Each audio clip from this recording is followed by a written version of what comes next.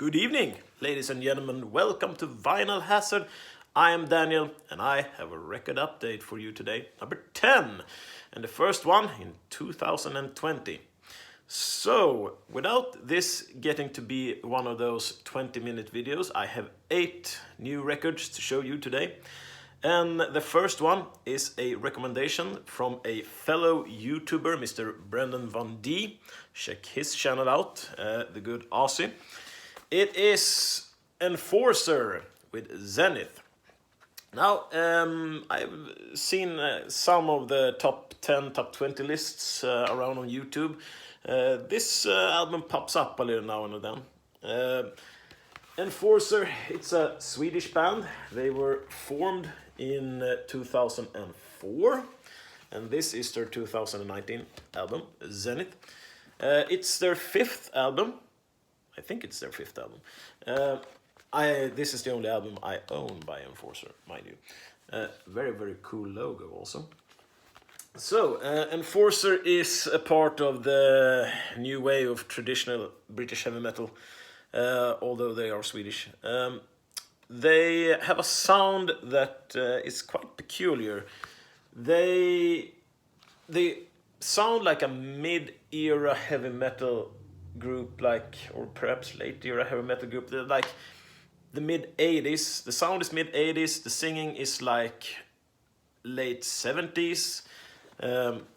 Quite special. And people probably either love or hate this record, I guess. And here are the guys. You see Mr. Olof Wikstrand. It's this gentleman over here. And his fellows, nice stash, by the way. It's, that's Jonathan Nordvall.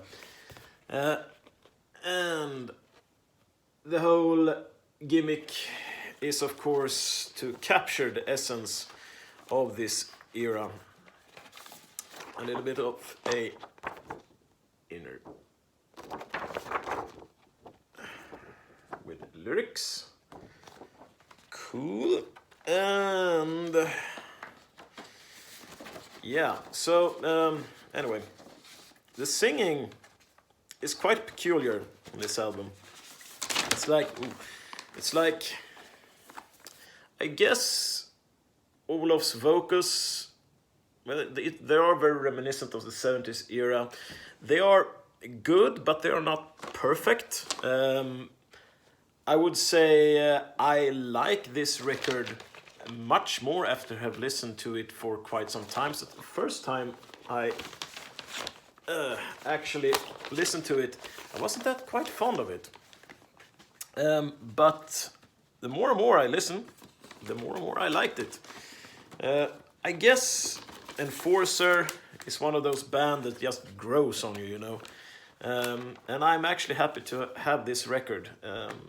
I will listen to them more, try to get a hold of some more of their albums too, or at least listen on them on Spotify.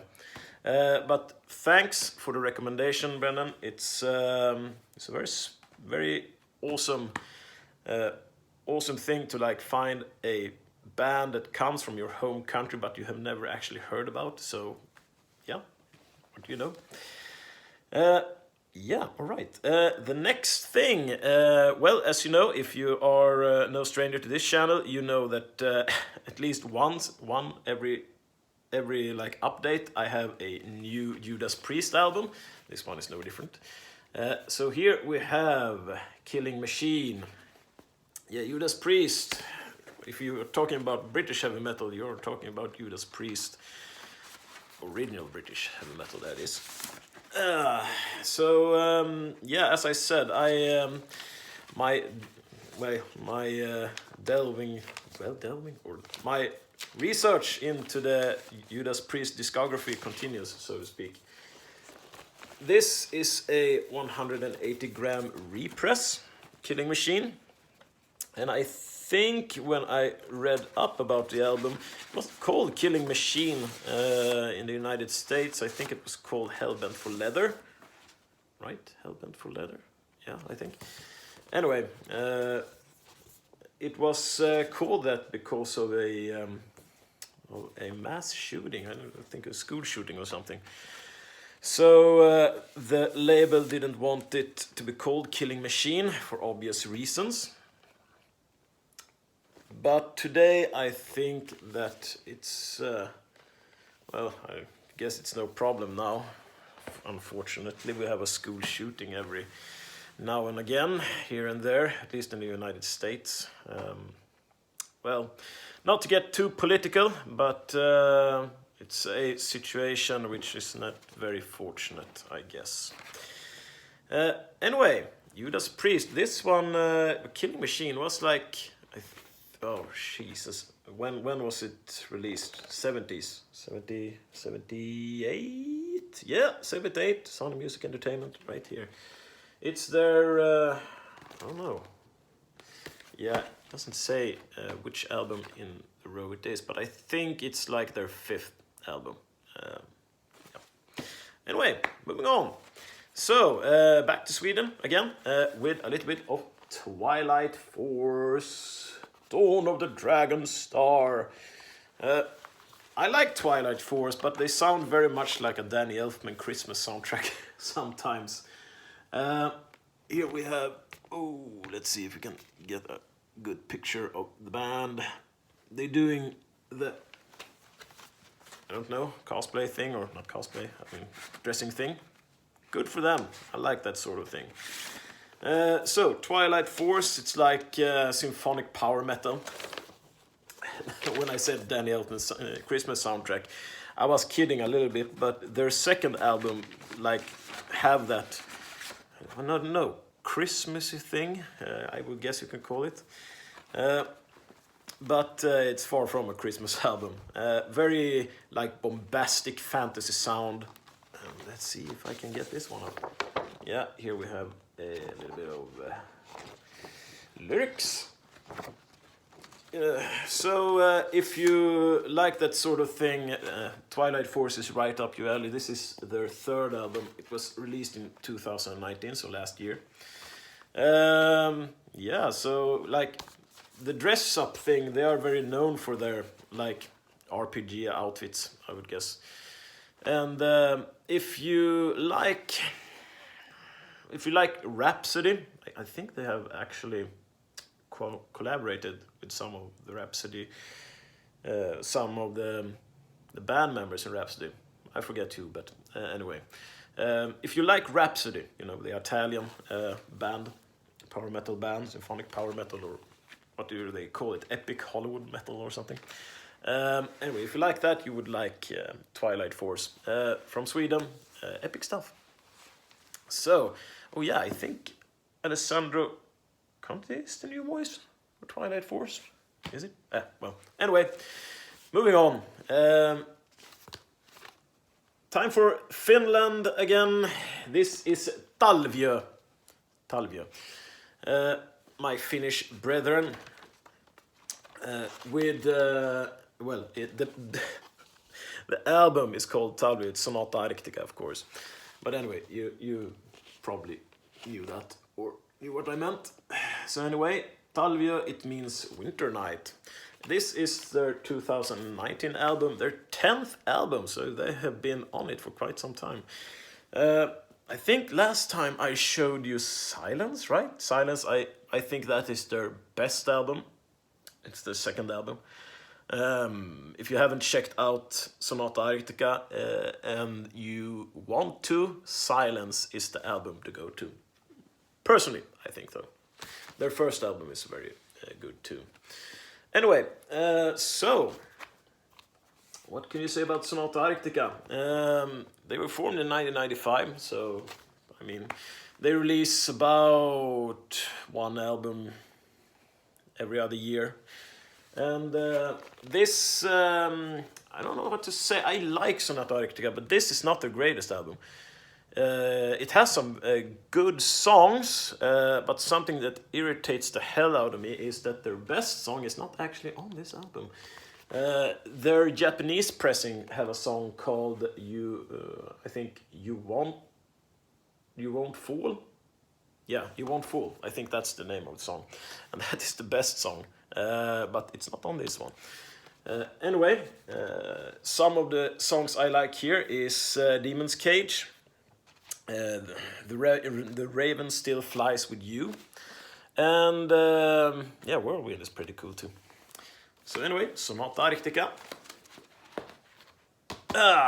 And let's go back to Sweden.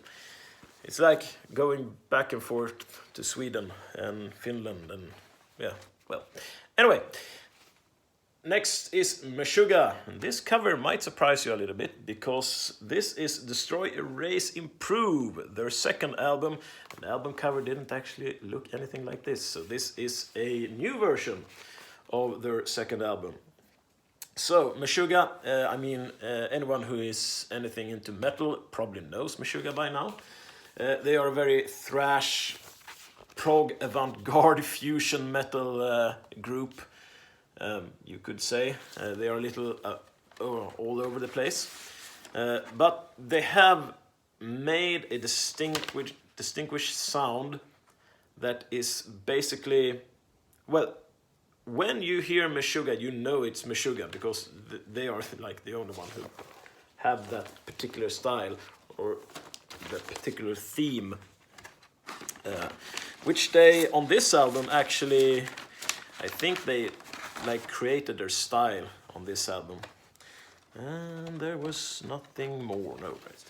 So anyway, very good album, and there they are. They were formed in '87, and this one came out in '95. Yeah, they are from Umeå, Sweden, far up north. So yeah, that was that. Let's move on. Another recommendation actually, and Mr. Darcy, 6 String 9 Lives, and Mr. Cloudy Milder, Andy, have very fondly talked about this record and have suggested it to me, so I picked it up. Ram. Yeah, and this is The Throne Within, another Swedish band. And there we have him. All day. Very cool album. Also, I guess you could call this new wave of traditional heavy metal. It's a very good album, but I only listened to it a couple of times. But it's a really reminiscent of the 80s. It really sounds like the 80s. So rather, it's like a mid-paced album, I guess. It's both speed and heaviness. So there is a consistency to this album. Yeah, I mean, this is, well, I don't know, is this their, like, 5th album, 6th album? I don't know, something like that. They have been on it since 1999. So, yeah, perhaps it's more than that, but perhaps they 7th or 8th album. Anyway. Thank you for the recommendations, guys. Very fine album. I will have to listen to it a whole lot more. And this is, I think this was like the special edition of it too. Yeah, look. It's like purple 200, no, yeah. There's not a lot of these pressed. It's like, I think there were like 3 variations of it, like a black version, a white or clear version, this purple, light purple version. So they sold out pretty quickly. Anyway, moving on. And we have another Swedish band, Civil War, with The Last Full Measure. So Civil War was started in 2012 by members or ex-members of Sabaton. Sabaton, if you know them, they are a Swedish power metal band that focuses on war history. And so do Civil War, but Sabaton is more like European war history in their lyrics, and Civil War is, yeah, you probably can see it, they are more like American history and American conflicts that they sing about. The Last Full Measure is their 3rd album. And I think they have a new singer on this, if I am not totally mistaken. There. Ooh, I don't know which of them it is though, but anyway.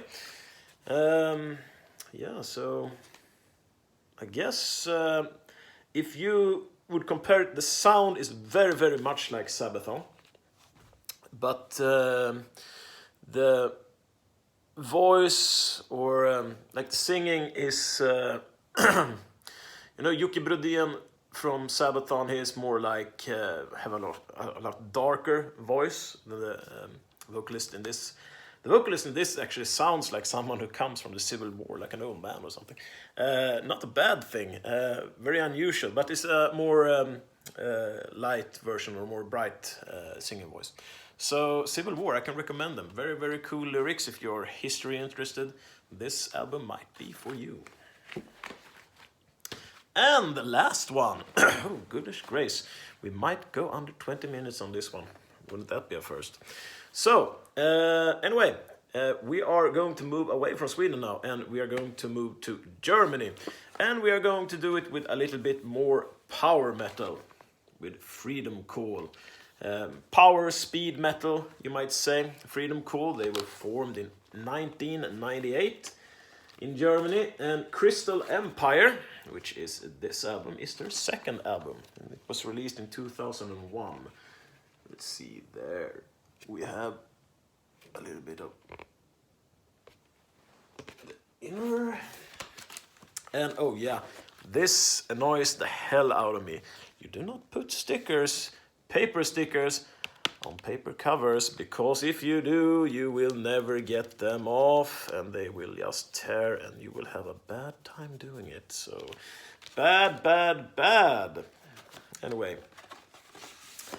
a little bit of inner sleeves.